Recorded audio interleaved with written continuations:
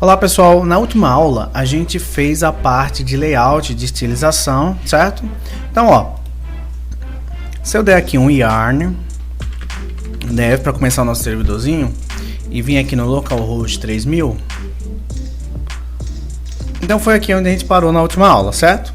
Nessa aula a gente vai começar a salvar os dados que o usuário vai digitar aqui, certo? A gente vai salvar esses dados e vai mandar lá para o Firebase, certo? Então, vamos começar. Primeira coisa que a gente tem que fazer é acessar o Firebase. A gente vai lá no console do Firebase, certo? Então, a gente vai vir aqui, ó, ir para o console. Como eu já estou com login, então ele já vem aqui para essa parte de projeto. Então, eu vou adicionar um novo projeto. Então, meu nome agora vai ser Agenda Aula Next. Next, porque eu já tinha outro que eu utilizei para poder fazer o projeto inicial, certo? Então, eu vou dar aqui continuar. Eu não vou utilizar o Analytics do Google, vou desativar e vou clicar aqui em criar projeto. Então, ele vai levar um tempinho para criar o projeto, certo? Assim que estiver pronto, a gente retorna. Pronto, nosso projeto pronto, só clicar aqui em continuar. Então ele vai para a parte do nosso projeto, a página do projeto, certo? Então, primeiro a gente vai adicionar o nosso aplicativo. Então você pode escolher aqui iOS, Android e no nosso caso a parte web, certo? Clicando aqui em web, ele vai querer que a gente registre esse nosso app, certo? Então vou botar aqui o nome, Agenda Aula Fire, Aula Next, certo? O nome tanto faz. E vou dar um registrar app.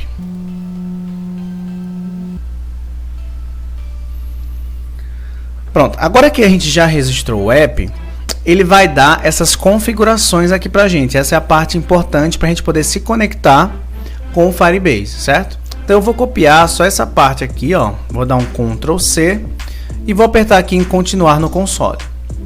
Certo? Agora eu preciso habilitar os serviços que eu vou utilizar. No caso, a gente vai utilizar o Real Time Database. Então vou clicar aqui, ó, no menu lateral e vou criar um banco de dados.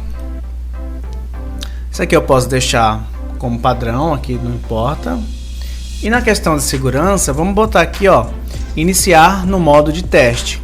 Certo? Para que ele deixe a gente fazer as gravações e as leituras do banco de dados. Se você botar no modo bloqueado, aí você mesmo tem que alterar lá essas configurações, mas a gente não vai entrar nesses detalhes. Só clicar aqui em ativar para iniciar o nosso banco de dados.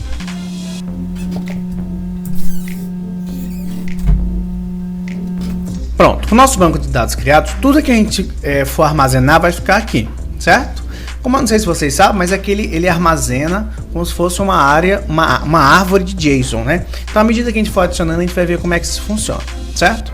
Então, ó, vamos voltar lá no nosso projeto. Eu vou criar uma pastazinha aqui, ó, com o nome de Service, que é onde eu vou botar todas as conexões com ambientes externos.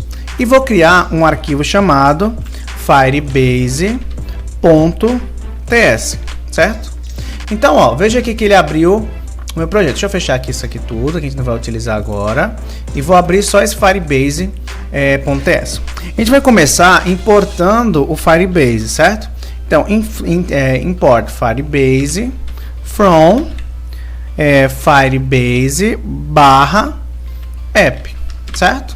Além disso, a gente precisa importar todos os serviços que a gente vai utilizar junto com ele. No caso, eu vou dar o import.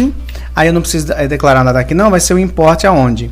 De Firebase no caso da gente, database, base de dados, certo? Que é o serviço que a gente vai utilizar. Eu vou dar um Ctrl V aqui, ó, para mostrar aquelas configurações que eu peguei lá no console do Firebase. Então vamos começar agora, eu preciso inicializar essas configurações do Firebase, certo? Então eu vou botar aqui, ó, um if. Se o serviço do Firebase não tiver sido inicializado, eu vou fazer ele inicializar. Caso ele já tenha inicializado, eu vou só utilizar o app que vai estar disponível, certo? Então eu vou utilizar aqui, ó, firebase.apps, vou ver se os apps, o comprimento desses apps, ver se existe algum app rodando já, certo? Se não tiver rodando, eu faço o quê? Eu dou um firebase.initialize app e nele eu vou passar quem? As configurações do Firebase, que são essas configurações iniciais aqui, certo? Caso contrário, eu só utilizo o app do Firebase normal, firebase.app, certo? Outra coisa que eu preciso fazer eu preciso exportar o que eu vou utilizar, certo? Eu vou começar fazendo aqui, ó, uma const database vai ser igual a firebase.database, certo? Porque toda vez que a gente vai fazer uma solicitação para o banco de dados, a gente precisa utilizar esse trechinho, firebase.database, abre parênteses, fecha parênteses, com chamando uma função. Para a gente não ter que digitar toda vez isso daqui, então eu boto ele aqui nessa constante e eu vou exportar ela. Export, abre chaves, então eu vou exportar o database e também vou exportar o Firebase, certo? Então pronto, a configuração para conexão com o Firebase é só isso. Agora eu preciso importar aonde eu vou utilizar, certo? Nesse caso eu vou utilizar lá nosso index, certo? Eu vou fazer ele tudo aqui nessa parte por questão de didática mesmo, para a gente não estar precisando importar, exportar tanta coisa, deixar algo mais linear, tá? Depois vocês podem organizar da forma que vocês quiserem. Então a gente vai utilizar aqui essa parte de banco de dados. Então eu vou vir aqui, ó, vou dar um import database. Então ele já até importou aqui, ó. Ele importou lá da minha página services e importou o Firebase. Pronto. Então a parte do Firebase já está definida. Não preciso mexer mais com nada por enquanto, no caso da parte de configurações. O que eu vou fazer agora se eu abrir aqui meu projeto, eu vou voltar aqui no nosso projetinho, eu preciso inicialmente capturar os dados que o usuário vai colocar aqui, nome, e-mail, telefone e observações. Então, no nosso projeto, eu vou criar algumas variáveis para armazenar esses dados, certo? Então, eu vou dar aqui um const, vou abrir colchetes, vou abrir os colchetes e vou chamar uma variável nome e vou utilizar o setNome, certo? Para que isso? Para que eu use aquele hook useState, certo? E eu vou começar ele inicialmente como uma string vazia. Eu vou colocar o tipo da variável que eu vou utilizar. A mesma coisa eu vou fazer Ctrl+C para o e-mail, para o telefone e para a mensagem, certo? Vou só modificar aqui, ó. Aqui vai ser e-mail, set e-mail. No caso aqui, ao invés de nome, vai ser telefone, set telefone e por último, não é nem mensagem, é observações e set observações. E por que tem esses dois termozinhos? O primeiro é a variável em si onde vai ser armazenado. A segunda é uma função que vai setar, adicionar ou construir o valor nessa variável, certo? Então, toda vez que a gente usa esse hookzinho useState, a gente precisa passar a variável, e o segundo é o nome da função que vai adicionar o valor na variável, certo? Então, vamos lá. Como é que eu vou capturar esses valores? Eu vou vir aqui, ó, no meu input, no caso do nome, e vou adicionar um onChange. O que significa isso? Em cada mudança, em cada alteração desse campo, ele vai chamar uma determinada função. E qual é a função que eu quero chamar? No caso, eu quero adicionar o nome, o valor que está nessa variável input, que está no campo input, eu quero adicionar dentro do lado do meu nome, certo? Então eu vou fazer o quê? Eu vou pegar o event, que é lançado por esse objeto, vou fazer aqui uma funçãozinha, que ela vai o quê? Setar quem? Nome. Ela vai adicionar esse nome. E o que ela vai receber? Ela vai receber o event.target.valor. Dessa forma, eu estou pegando o valor que está sendo digitado no input. Então, a cada letra que eu digitar, ele vai adicionando na variável nome. Se eu adicionar a letra A variável nome vai ter o A. Se eu adicionar AB, vai ser AB, e assim sucessivamente. Então, cada vez que eu digito, ele vai alterando esse valor na variável. Mesma coisa, então eu vou só pegar ele aqui, ó, e copiar para as outras variáveis. Vou copiar aqui para o e-mail, copiar aqui para o telefone e copiar para as observações. E vou só modificar aqui, ó. Ao invés de ser set nome, vai ser set e-mail, set telefone. Eita. Set telefone. E por último, set observações. Observações. Certo? Então, com isso, cada vez que eu digito, eu estou armazenando essa função. Então, ó, vamos fazer uma coisinha aqui para a gente poder ver essas variáveis. Deixa eu botar um console.log aqui. E eu vou colocar quem? Nome, e-mail, telefone e observações. Certo? Vamos lá no nosso projeto para ver na nossa página. Eu vou botar com o botão direito aqui, eu vou inspecionar e vou olhar o meu console aqui para ver o que acontece. Então, se eu digitar aqui a letra, ó, digitei o A, apareceu o A. B, ó, AS. ASD, ó, PQ, ó, PORN. Então, cada vez que eu digito, eu estou modificando o valor daquela variável. A mesma coisa acontece com os outros, ó.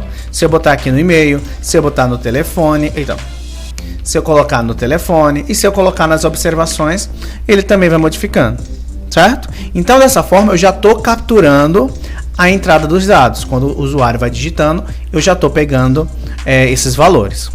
Então, ó, vamos criar agora uma função para pegar esses valores e gravar esse valor lá no nosso banco de dados, certo?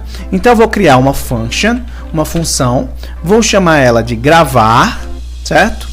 No caso, ela não vai receber nada por enquanto. E nós vamos lá começar a fazer isso.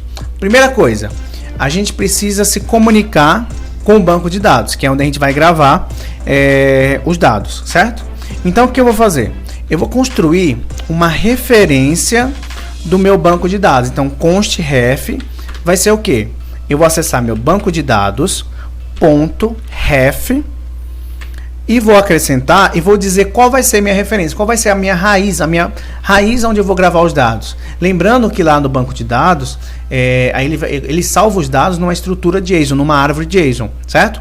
Quando a gente salvar a primeira vez, vai ficar mais claro como é que funciona, certo? Então, eu vou criar essa referência, eu vou chamar essa referência de contatos. Toda vez que eu quiser adicionar um novo contato, eu vou adicionar nessa referência. Então, o que é que o banco de dados está fazendo?